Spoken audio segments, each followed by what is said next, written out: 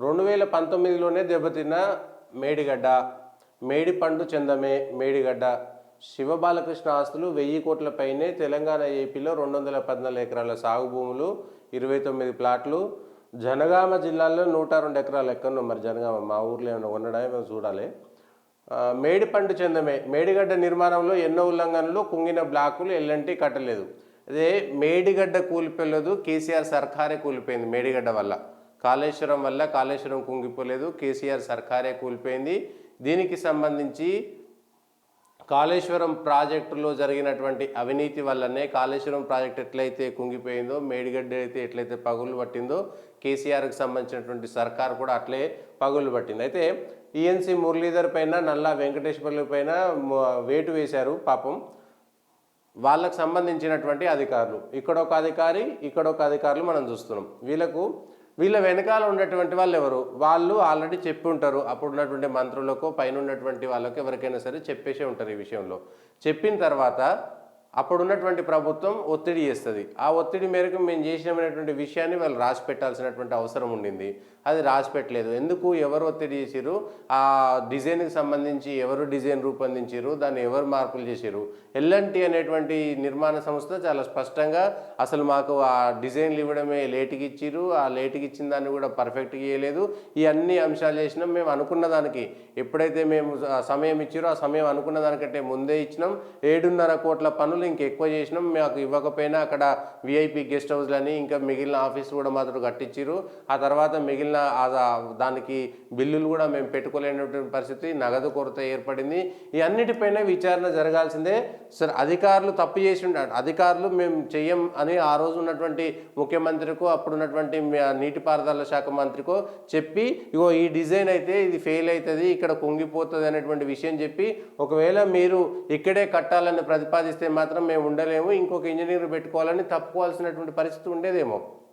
ఇవాళ అధికారుల పరిస్థితి అట్లే వచ్చింది. మురళీధర్పై వేటు వేయాల్సి వచ్చింది, నల్లా వెంకటేశ్వర్లపై వేటు వేయాల్సి వచ్చింది. మీరు ఎవరికి ఒత్తిడి? మీరు అప్పుడున్నటువంటి ప్రభుత్వంలో ఉన్నటువంటి పెద్దల ఒత్తిడికి తలొగ్గిరా, లేదా మీరు కూడా వాళ్ళతో కలిసిపోయారనేటువంటి అంశం ఇప్పుడు తేలాల్సినటువంటి సందర్భం. దీంతో ఇక్కడ కూడా ఒక అధికారి శివబాలకృష్ణ కస్టడీ ముగిసింది. హెచ్ఎండిఏ మాజీ డైరెక్టర్ అయినా ఎక్కడెక్కడ ఆయన 1000 కోట్ల పైనే ఆస్తులు ఉన్నాయంటే ఇప్పుడున్నటువంటి మార్కెట్లో అది 1000 కోట్లు వస్తుండొచ్చు. ఒక అధికారికే ఇన్ని ఆస్తులు కూడబెట్టుకునేటువంటి అవకాశం వస్తే ఆయన ఎవరు ఒత్తిడి మేరకి? ఎందుకంటే శివబాలకృష్ణ హైదరాబాదు డైరెక్టర్గా, హెచ్ఎండిఏ దానికి సంబంధించి డైరెక్టర్గా ఉన్న సందర్భంలో ఎవరు మంత్రిగా ఉన్నారు, ఎవరు ఫైల్స్ ఒత్తిడి చేసిరు, ఎవరు సంతకాలు పెట్టించారు అనేటువంటిది తేలాల్సినటువంటి అవసరం ఉంది. అధికారి తప్పు చేసిండు కాబట్టి అధికారికి శిక్ష పడాల్సిందే, అది వేరే అంశం. కానీ ఒక అధికారి ఇంత సంపాదిస్తే అధికారి దగ్గరికి ఆ ఫైల్స్ అన్ని పంపించి, మంత్రి గారు ఎవరైతే అప్పుడు ఉన్నటువంటి మంత్రి గారు ఉన్నారో ఆయన, ఇగో ఇవి మా ఫైల్స్, ఇవి ఖచ్చితంగా వీటిని క్లియర్ చేయాలి, వీటికి అనుమతులు రావాలని ముందే చెప్పుంటారు కదా. ఆ మంత్రి ఎవరు? ఇప్పుడు అది బయటపడాల్సి ఉంటుంది. ఎందుకంటే రాజకీయంగా కొన్ని ఇంపార్టెంట్, కొన్ని వాళ్ళ అవసరాలు ఉంటాయి, కొన్ని చేయాల్సినటువంటి పరిస్థితులు ఉంటాయి. బాగా పెండింగ్లు ఉండి అన్ని అర్హతలు ఉన్నటువంటి వాటికి ఇవ్వడం అయితే వేరే విషయం. కానీ ఇట్లా ఒక అధికారి ఎంతమంది విఐపీలకు సంబంధించినటువంటి వాటికి తలొగ్గి చేశారనేటువంటి అంశం ఉండాలి. దాని వెనుక ఉన్నటువంటి అప్పుడు ఆయన ఉన్నటువంటి రాజకీయ నాయకుల, మంత్రుల, ప్రభుత్వంలో ఉన్నటువంటి పెద్దలెవరు? అది కదా తేలాల్సింది. చిన్న చిన్న ఇవన్నీ వాళ్లకు ఆస్తులు ఎక్కువ కనబడుతుండొచ్చు, కానీ వీళ్ళంతా చిన్నోళ్ళు. ఆ అధికారులను మ్యానిపులేట్ చేసినటువంటి పెద్ద తలకాయలు వాళ్ళు బయట పెట్టాలి కదా. అదే ఈ మేడిగడ్డకు సంబంధించినటువంటి దాంట్లో కూడా అధికారులను బలిపశువు చేసేటువంటి ప్రయత్నం చేస్తున్నారు. అధికారులకు కూడా తప్పే. ఆ రోజు ఉన్నటువంటి సందర్భంలో నిజంగా ఈ డిజైన్ తప్పు, ఇక్కడ కడితే తప్పు అవుతుంది, ఇట్లా కడితే తప్పు అవుతున్నటువంటి విషయం మీకు చెప్పేటువంటి అవకాశం ఉన్నా ఎందుకు చెప్పలేదు? లేదు, అడగడితే బాగానే ఉంటుందని మీరు అంచనాకు వస్తే ఈ డిజైన్ మంచిగా ఉందని మాకు అనిపించింది కాబట్టి మేము చేసినాం అనేటువంటి విషయమైనా చెప్పాలి. ఇది ప్రభుత్వం ఆమోదించినటువంటి డిజైన్ కాబట్టి అధికారులకు సంబంధించి ఎట్లా ఉంటుంది, కట్టడంలో ఎక్కడ తేడా లేదు, అక్కడ కట్టడం వల్లనే తేడా ఉందనేటువంటి విషయం స్పష్టంగా అవుతుంటే, ఇక్కడ కేసీఆర్ రెప్యుటేషన్, కేసీఆర్ సర్కార్ రెప్యుటేషన్ పోయింది. ఇక్కడ మిగిలిన ఈ అధికారులు ఇవన్నీ 2 రోజుల పాటు చర్చ జరుగుతుంది. వాళ్ళు ఒక రిటైర్మెంట్ ఏజ్కి వచ్చినటువంటి వాళ్ళు బయటికి పోతారు, అయిపోతుంది, ఇంకేదో బతుకుతారు. కానీ కేసీఆర్కి సంబంధించినటువంటి జీవితకాలపు మచ్చ కాళేశ్వరంగా ఉండబోతుంది, మేడిగడ్డగా ఉండబోతుంది. ఏకాఏకిగా ఏకపక్షంగా చేసినటువంటి దాంట్లో సాధారణంగా మానవుల తప్పిదాలు అనేకం జరుగుతాయి, ఎక్కడో చోట ఈ కూలిపోతుంటాయి. కానీ కేసీఆర్ స్వయంగా చెప్పుకున్నాడు, ఇది నా మెదడునంతా కరిగించి రంగరించి నా మేధస్సును రంగరించి చేస్తున్నా, ఎవరైనా ప్రశ్నిస్తే మీకు ఏం తెలుసు అని ఆయనకు తోచినటువంటి భాషలో మాట్లాడాడు. కాళేశ్వరం అనేటువంటిది ఒక విజ్ఞాన ప్రదర్శనగా చెప్పారు. కాళేశ్వరం నేనే కట్టినని ఆయనే చెప్పుకున్నటువంటి పరిస్థితిలో ఆ డిజైన్ అక్కడ కట్టాలనేటువంటి అంశంలో కూడా ఇది నేనే చేసిన అని కేసీఆరే పలుమార్లు ఆయన అంటే ఆ కాళేశ్వరం అనేటువంటిది ప్రపంచంలో ఒక అద్భుతమైనటువంటి కట్టడంగా మారబోతుంది, ఇంత పెద్ద ఎత్తిపోతల పథకం ఎక్కడ లేదు, తెలంగాణలోనే ఉన్నది, మిగిలినటువంటి రాష్ట్రాలన్నీ మన దిక్కు చూస్తాయి అనుకున్నారు. కానీ అవును, ఇప్పుడు మిగిలిన రాష్ట్రాలు మన దిక్కు చూస్తున్నాయి. కట్టినటువంటి 1,00,000 కోట్లు నీళ్ల పాలయ్యేటువంటి పరిస్థితి ఉన్నది అనేది చూసుకోవాలి.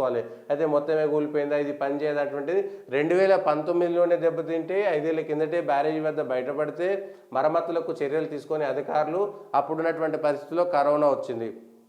అధికారులు అప్పుడు లేఖలు రాస్తే స్పందించేటువంటి ఇక్కడ నాయకత్వం లేదు. పనుల కోసం డిజైన్లు ఇవ్వాలని కోరినా ఇవ్వలేదు. 2020లో పూర్తి చేసినాం, అధికారులు సర్టిఫికేట్ కూడా ఇచ్చారు. 2022 జూన్ తోటే పూర్తయిన డిఫెక్ట్ లయబిలిటీ కాలం రాష్ట్ర సాగునీటి శాఖ లేఖలో ఎల్ఎన్టీ వెల్లడి, మరోసారి 2023లో లేఖ. సో 2022 వరకే మాది మెయింటెనెన్స్ ఉంటుంది, అప్పుడు అది అయిపోయింది, మాకేం సంబంధం లేదు. కట్టిన తర్వాత ఆ డిజైన్స్ కూడా రాష్ట్ర ప్రభుత్వం ఇచ్చిన మేరకు మేము కట్టినాం, కానీ డిజైన్కు మాకు సంబంధం లేదు, మేము డిజైన్ చేయలేదనేటువంటి విషయం ఎల్ఎన్టీ స్పష్టంగా చెప్పింది. కాబట్టి దీని వెనుక ఎవరున్నారు, ఎందుకు కట్టారనేటువంటి అంశం ఇప్పుడు వీళ్ళిద్దరూ పక్కకు పోతారు, అయిపోతుంది, వాళ్ళ ఉద్యోగం పోతుంది, సరే ఏదో జరిగిపోతుంది. కానీ ఇన్ని కోట్ల బడ్జెటు 5-6 ఏళ్ల కాలము, ఒక 10 ఏళ్ల కాలము ప్రజలకు మళ్ళా తిరిగి వస్తుందా? ఇన్ని లక్షల కోట్ల రూపాయలు, వేల కోట్ల రూపాయలు బురదలో వచ్చినటువంటి పన్నీరు అయిపోయినటువంటి సందంగా ఇప్పుడున్నటువంటి ప్రజలకు సంబంధించినటువంటి సొమ్మును ఇష్టారీతిగా ఖర్చు పెట్టేటువంటి అధికారము ప్రజాస్వామ్యం ప్రకారంగా మీ ప్రభుత్వానికి ఇస్తే ఆ సొమ్ముకు లేదంటే ప్రజలకు సంబంధించినటువంటి ఆస్తులకు మీరు ఇష్టం వచ్చినట్టుగా ఖర్చు పెట్టి దానికి రక్షణగా ఉండాల్సినటువంటి వ్యక్తులు ఇష్టారీతిన ఖర్చు పెట్టాల్సినటువంటి పరిస్థితి ఎందుకు వచ్చింది అనేటువంటి అంశంపైనే దీన్నే నమస్తే తెలంగాణలో ఒక అంశం రాశారు. కృష్ణా ప్రాజెక్టులు కేంద్రానికి అప్పగించడం సీఎం రేవంత్ కనుసన్నల్లోనే రాష్ట్ర సాగునీటి రంగానికి భారీ కుదుపు, ఇరిగేషన్ శాఖలో ప్రభుత్వం భారీ మార్పులకు దిగింది. ఇంజనీరింగ్ చీఫ్ రామగుండం వెంకటేశ్వర్ను సర్వీస్ నుంచి తొలగించింది, మరో ఇంజనీరింగ్ చీఫ్ మురళీధరరావును రాజీనామా చేయాలని ఆదేశించింది. ఈ మేరకు రాహుల్ బొజ్జా చేశారు. అయితే ఈ ఆదేశం దీనికి సంబంధించినటువంటి దాంట్లో కృష్ణా ప్రాజెక్టులో కేంద్రానికి అప్పగింత మంత్రి ఉత్తమ్కు తెలియకుండానే కృష్ణార్పణం, మంత్రి ఆదేశాలు బేఖాతరు చేసిన ఈఎన్సీ, కొడంగల్ లిఫ్ట్ సమీక్ష పైన ఉత్తమ్కు అంటే నమస్తే తెలంగాణలో ఎట్లా పోర్ట్రేట్ చేసిరంటే ఇదంతా కేసీఆర్ రేవంత్ రెడ్డికి ఉత్తమ్ కుమార్ రెడ్డికి మధ్యన పొసగగా మంత్రిని ఖాతరు చేయలేదు కాబట్టి వాళ్ళిద్దరిని పక్కకు తీసేసిరనేటువంటిది. ప్లస్ రేవంత్ కనుసన్నల్లోనే జరిగింది. రేవంత్ ముఖ్యమంత్రి ఉన్నాడు కాబట్టి రేవంత్ కనుసన్నల్లోనే జరుగుతుంది. ఏ నిర్ణయం జరిగినా ముఖ్యమంత్రికి తెలుస్తుంది. కాళేశ్వరం మీ కనుసన్నల్లో కట్టిరు అనేటువంటి విషయాన్ని అప్పుడున్నటువంటి ముఖ్యమంత్రి కేసీఆర్ చెప్పారు కదా. దీనికి సంబంధించి ఇటు రాష్ట్ర ప్రభుత్వము అధికారులు ఎవరు బాధ్యత వహిస్తారు?